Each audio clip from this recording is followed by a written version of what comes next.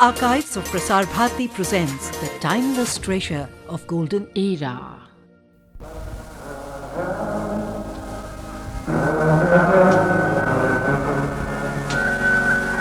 A ray of hope flickers in the sky. A tiny star lights up way up high.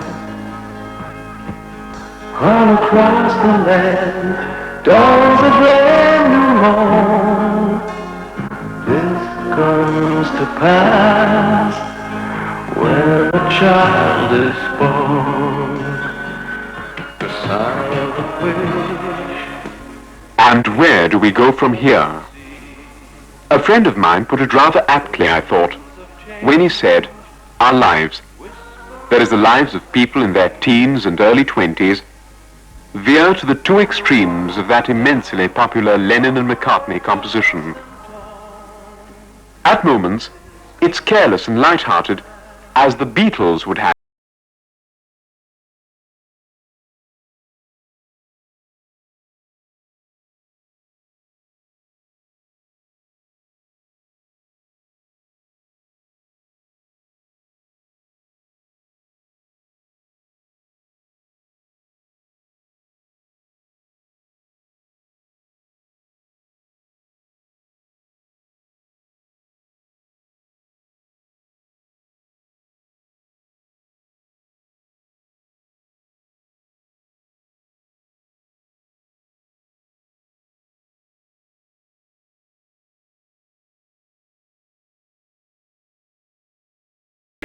At moments, solemn, subdued and almost ominous, the style of Deep Purple.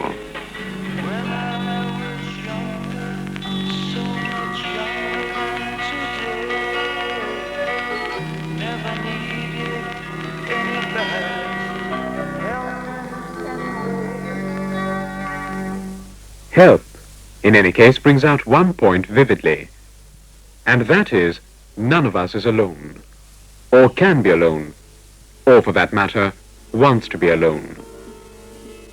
Whether in our immediate moments of love and friendship, or the more impersonal but demanding involvement with society, none of us is or can be an island.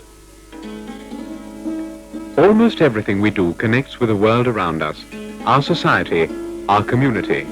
Occasionally we rebel against their ideas, which we call dogmas, or they react against what they consider flippant, and we are part of our lives. And so, let's look at life through the eyes of a 19-year-old Indian, happy at the university, obviously privileged in a society where so many struggle to survive. And how his, or her, for this could be the life of a girl as much as a boy, how a life, cloistered and secure though it may be, does have its relationship with society and the community. Whether something as personal as a human relationship, or something necessarily private, like, say, drug addiction, it's not always you can have a world of your own. And fragments of conversation caught in a microphone, fragments from this and an earlier generation, bring echoes of a life that is young. Society takes you for what you are. If older generation accepts you for what you are and doesn't try to thrust its own ideals upon you, there is no confrontation there is no conflict between the two. It's only when in a society where everybody is like that you can do it. Fine, but right now you can't. If you keep on waiting for the rest of society to change, nothing's ever going to happen. Yeah, that's okay, so do it your way. I'm very keenly aware of the difference in the attitudes between my generation and the present generation. I think there are a lot of very talented people who have no scope for and no chance of exhibiting what talent they have in whatever field they're in. Of course I accept that I live within society, within a community, but equally I realize that the demands made of me today as a part of this community are far less than they will one day be. I am right now very much on my own. Decisions I take, choices I make, are very subjective, very personal, At any rate, that is how I feel. When I was in school, my concept of a community was definitely very limited. Firstly, we had, my particular family at any rate, no contact with a community as such, in the sense of a religious community. And in Delhi at any rate, it's very difficult to find closely knit communities of people where you experience close interpersonal bonds and very strong demands between people. Frankly, when I came here, I was frightened. This place is, there is a sort of rush for, making a fast buck everywhere, and one was not used to things in this dimension, in the sense that one never needed to use any kind of public transport service at home because it's a small place. Either you get a lift from someone going, you take out the car, that kind of thing. And here, being a student, of course, certain luxuries are removed, and you come face to face with more people. You have to face certain kinds of situations which you didn't have to when you were at home. For the present, the college is the community, is your community, is where you belong. And when you graduate from college, then you belong to the larger community. The community's responsibility would be to look after your rights, look after your freedoms, to protect you, and to nurture you and help you grow in whichever direction you think you should. There's nothing positive in the present educational system which would assist young people to overcome their cynicism. They are cynical because of all sorts of things, because of the failure of ideas, because of the failure of society to give them jobs, because of their clash with their parents and so on. Gandhiji was asked many years ago, after he'd been in India for a few years, to identify the main problem facing him in the country, or facing anybody in India who wanted to transform society, and he said that the really major stumbling block was the hard-heartedness of the educated India. And I think that remains today the chief problem that we face. When I got down to actually thinking of myself, not just as a person, but as a part of something greater, I think what immediately struck me was that almost everything I do has something to do with the world around me. Even something as personal as a human relationship often becomes so much less private and so much more public. What I want to do, the way I behave to a person I care for, there are norms laid down which I often find stultifying. They anger me. I don't feel it's possible for a person to exist without having some people close to him or some people that matter, because it is these people that make life worth living or things worth what they are. When we approach people and try to make friends, we tend to ask ourselves, will they fit in? Will they be doing the things I want to do? Will they understand me? And particularly when you ask yourself this question about a boy, somebody you just met, and you wonder whether he really will fit in with the sort of person you are.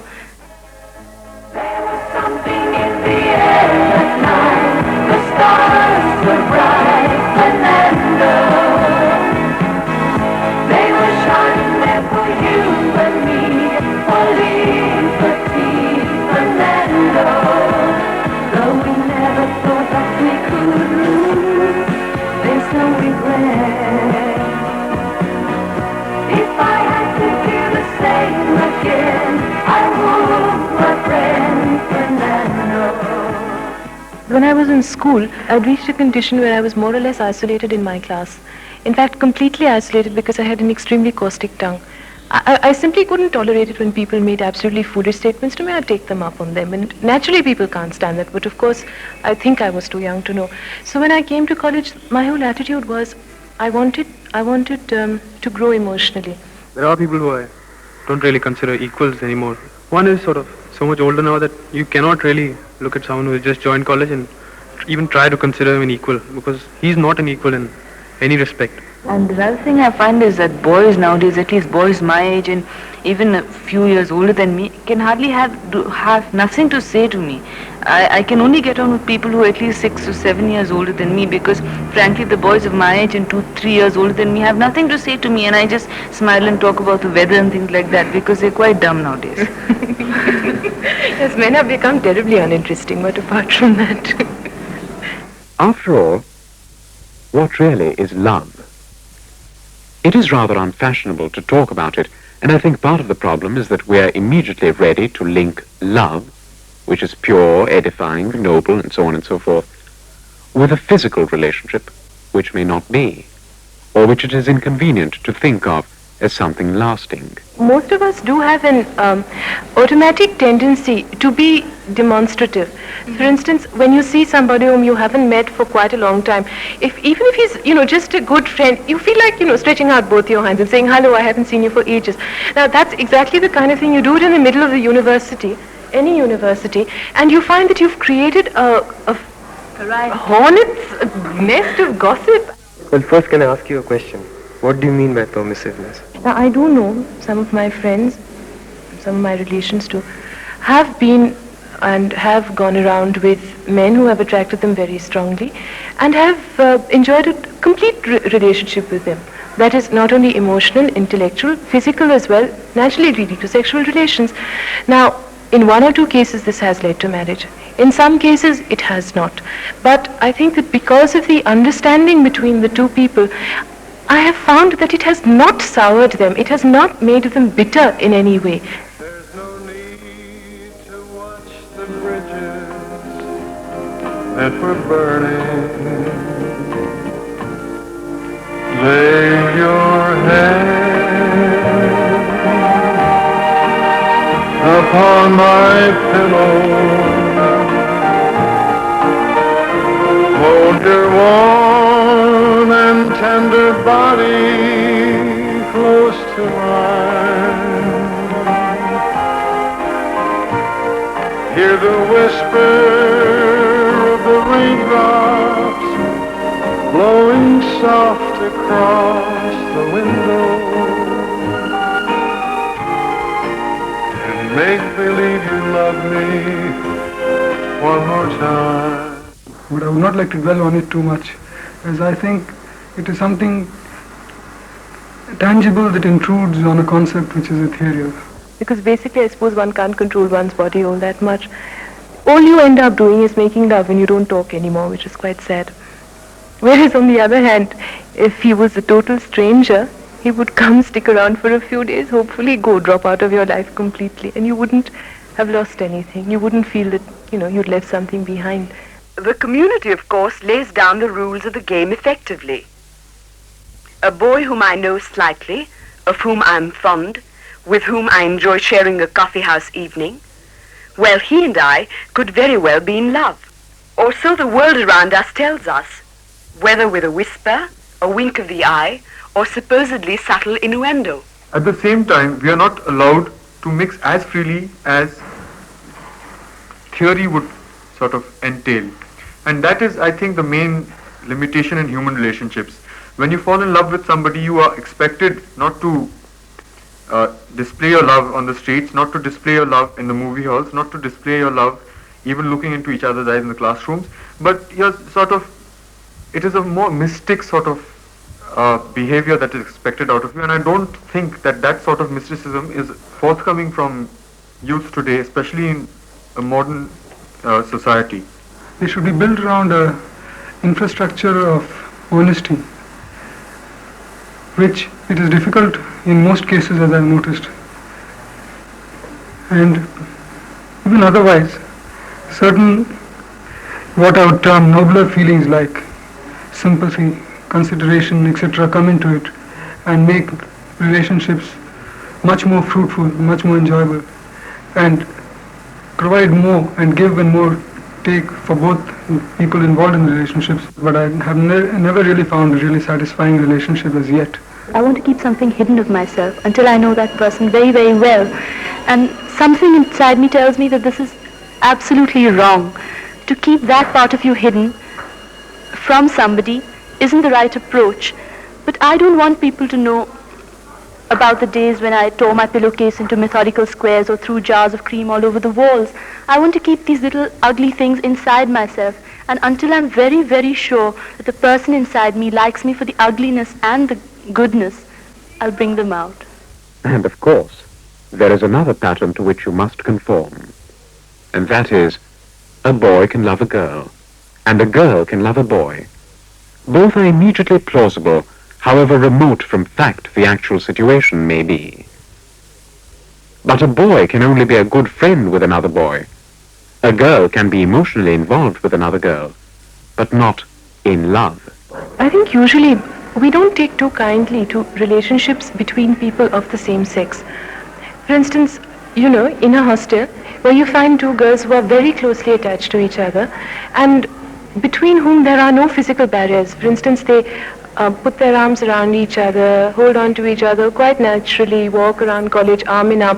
The whole of, a college reacts very strangely against them. I think a reason for this disapproval is, in my case, I found that many times when I disapproved of anything, whether it was a relationship between someone or whenever I disapproved of something in another person, it was most often a case of because I really wanted to do that particular thing and I didn't feel I could do it. And when you see somebody else doing it, you disapprove of it. One can love, and I do love a lot of people. They can be people of the same sex, people of the opposite sex. Sex does not necessarily come into it. And love also does not have to be that all-enduring and everlasting kind of thing. You can love a person at or on a particular instant. Say, somebody says something which is just the kind of thing you were thinking of, or you get that feeling at times. You see an expression on a person's face, or sometimes just impulsively you feel like making a spontaneous gesture towards somebody.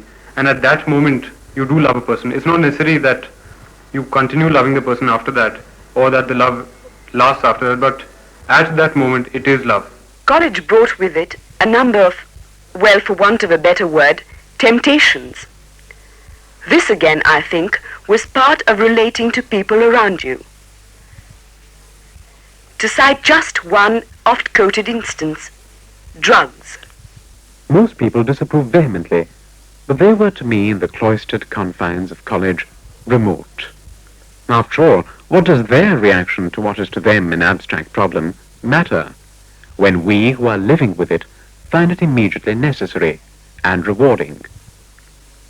I was, I remember, fiercely angry one evening when a person next to me on the bus talked of the vicious and pernicious evils of drugs.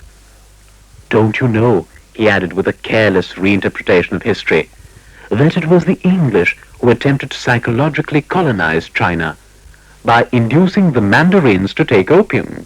If somebody walks in and says, I'm feeling dopey today or something absurd like that, your immediate reaction is one of withdrawal. That is, if you've not been on that kind of high.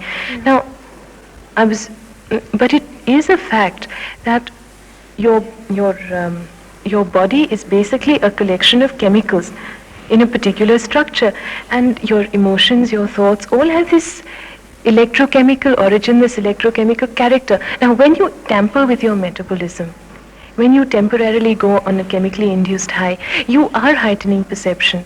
You are exploring, you're increasing the opportunities, you're increasing the number of avenues which your mind can explore. They are a nice thing. I mean, feels good. You feel happy, you feel nice. And there's nothing wrong with feeling happy and nice. I feel it's just another form of entertainment like alcohol. Basically, there isn't a difference. People of my generation were politically more conscious and socially a little more aware. I find that, however distasteful it may sound, but there is much more of self-centeredness in the students of the present generation, and I think it is this preoccupation with themselves which leads some to take to drugs when they are frustrated in achieving what they want to. So drugs is sort of an isolated aspect of life in a community, and we can't really take it as the norm. It was a very peculiar aspect of living in the community. It was an aspect with which the younger generation, or a certain section of the younger generation, reacts to in a certain way: withdrawal or acceptance or total indulgence. The immediate reaction to an awareness of a situation like taking of drugs is the label westernization.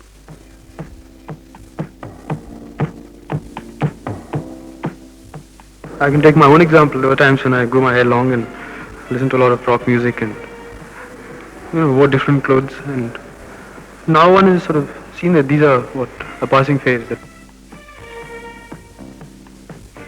course, there are people in college who push things to absurd extremes. It's can't seem to speak Hindi straight and think that their origins are transnational, that kind of thing. I don't think they really know what they're doing, and they're bound to see the light in a couple of years.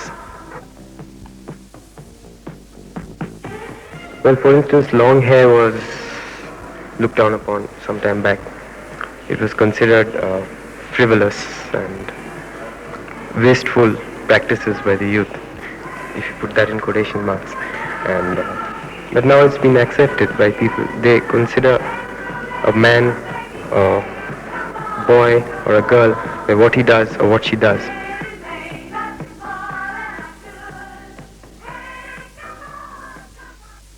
However close, the community is a little remote.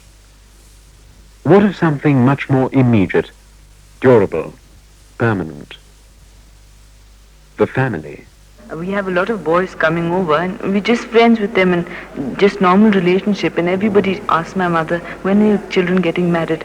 And they're shocked because they're 26 and 23 and aren't married. It's not really so much of Hindu dharma that is coming out in me, in the sense that I believe in predestination or that I was destined to come here and be in this place.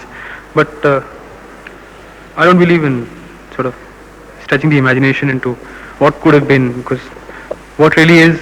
Society here, I feel, is the kind that sort of accepts rather than fights. And any new problem that crops up sort of is slowly assimilated into their pattern of life, is accepted, and there's no reaction after that. Well, it hasn't made my life unhappy. I mean, it makes your life all the more enjoyable when you see the comic side of orthodoxy. But yes, society is very orthodox, and there are times when you hit your head against it. But it's not only the old generation. There's a lot of youth who are equally conservative. It's just sort of surface liberation. Our values in life were more geared to the family and our immediate environment. And one thought in terms of being useful not only, I mean, not having a useful career for oneself, but also being useful to the other members of the family. I remember a time romping through the woods, sun against our skin instead of clothes. When we felt hungry, we would eat. When we felt glad, we'd dance. And whenever we felt drowsy, we would doze. It was so easy then. We've got to learn to preserve tradition and also change it at the same time. No, it doesn't make me despair over anything at all. These problems have to be faced, but I think they can be faced adequately only if we have a deep respect for tradition, not if we, the reformers so-called, are cynical about tradition. The difference between living together and getting married is that there's responsibility, which makes such a difference to it that when you know you're responsible to this wife of yours, whereas if you're living with a person, okay, you like the person, you're living with the person, but you're not responsible to that person. You're free still. Whereas when you're married, you're not anymore. And you know that if you go out and love another person besides the person you're supposed to love, everybody's going to say something. And besides, you know, you're sort of hurting the person and doing something wrong to the person you're responsible to. So that is the main thing. My parents got married against their parents' wishes. My mother is a Catholic. My father was a Hindu. Both of them had to leave their families. My father even went to the extent of changing his religion, changing his name. My mother, in fact, was prepared to marry him regardless of whether she changed her religion or not. When I started getting friendly with boys who belonged to other religions, other communities, other castes, my parents stopped me. They wouldn't let me go ahead. Theoretically, my mother says if premarital sex is fine. When I tell her I'm going to sleep with somebody, she says no. I mean, obviously I wouldn't tell her because I know what it would do to her state of mind. And of course the question of authority. Do I resent authority? Discipline? I suppose I do, and I suppose anyone would. Why is there to the idea of authority an immediate feeling that it is something to be resisted, something which infringes upon me as a person? Rules, laws, whether in precise form or merely legacies of convention, I have had my share of them. Some, in retrospect, I suppose I should be grateful for. Others, I'm not so sure. If you wanted to succeed, or to find any kind of source of approval, you had to win the admiration or the liking of the community, a group of people. And then one found that the values or the standards which the two different communities, as represented by the students and by the authorities, the claims which they made on a person were different and in fact were contradictory. And I think this was the beginning of my confusion. My basic value is that I be left alone to figure out my own values and not be made to follow a convention. Yes, no one can take my freedom away. When the sun shines on the mountains and the night is on around, it's a new day, it's a new way, and the fire through the sound. Una paloma blanca. Certain amount of discipline is definitely a requirement, I think. Like when I came to college, one used to hear stories about people who made a pastime out of hijacking cars or stealing cars and going for a ride and coming back. Now I don't really approve of such things. Authority there would be a great help. It may be just that very occasional and knowing guilt that grips you when you step from a 10-rupee tip world of plush discotheque to the 10 paise seeking world of the pavement poor. Whatever else, I've always preferred not to think about it. Social service. The idea sounds tremendous, but what does it do? Are there any young people of my age whose social service has really made a dent, a difference to the world? Or am I just being conveniently cynical? There is always only a minority of students in a college who are genuinely interested in social service. And my experience has been that you cannot impose the ideal of social service on those who don't have sufficient motivation. It wasn't very easy because in England, as you know, things are very different. We had no funds. I had very little idea. I just had a lot of idealism. But with a lot of running around, I was able to get about 16 people together who were willing to devote free time. We held a training program where they were trained and given lectures by experts on psychology, psychiatric aspects of suicide, legal aspects of suicide, all the related fields. So we began by visiting hospitals, the emergency wards, and picking up people who had attempted suicide maybe the day before and who were lying there, who were just recovering and realizing they were still alive. We would motivate them, talk to them, convince them to come to us, and then go into their background. A fairly large number of them were students with a lot of drug addiction problems, with problems at home. There was one boy who had been a dropout of school, dropped out of college, had been kicked out of the family several times, had run away. He'd indulged in a lot of crime. He'd been through jail. I mean, every possible antisocial activity. And that was a long-term case which we had to work on very carefully. Social service that we did was very disillusioning because what used to happen is first, because you're going in a group, there used to be the group mentality and everybody had to go together and do the same things together. And then the kind of social service that we used to do was like we'd go to a home for the aged or the children and we'd put up an entertainment for them for half an hour and pat the old people and come back and feel very happy that we've done something. And it used to be terrible because it was one of the most empty types of social service to do. And besides that, the only other type of help that we used to give was have a fete or a movie show, collect money and give it to the poor people. There used to be no contact between us and them. So as such, social service never took place because social service is so different. It's really helping someone, whether they're poor or rich, is totally unimportant.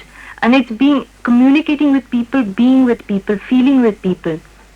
And that's what the groups don't give you at all. In fact, they totally frustrate you because they completely restrict you and they never let you do what you want to do and never really get you the real meaning of social service across to you.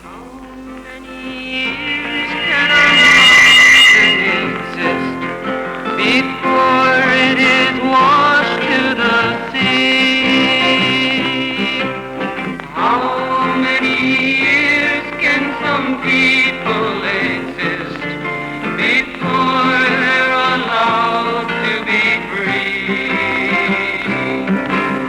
How many times can a man turn his head and pretend that he just doesn't see? now everything is, for all the occasional fears and doubts, everything is wonderful. I catch myself at it sometimes, a lazy minute absorbed in a song I like, a fragment of a film during which I forget myself and the world around me, or a moment when I am with someone I care for and who I know cares for me.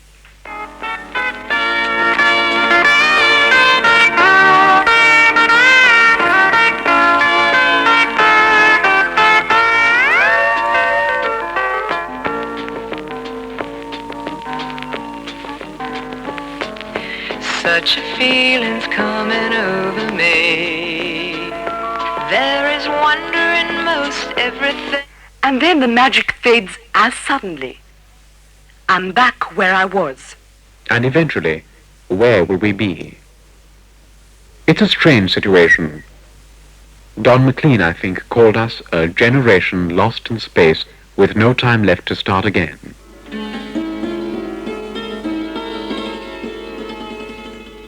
And the fact that from now on, to be happy, I must adjust to a world much larger and make myself a part of it.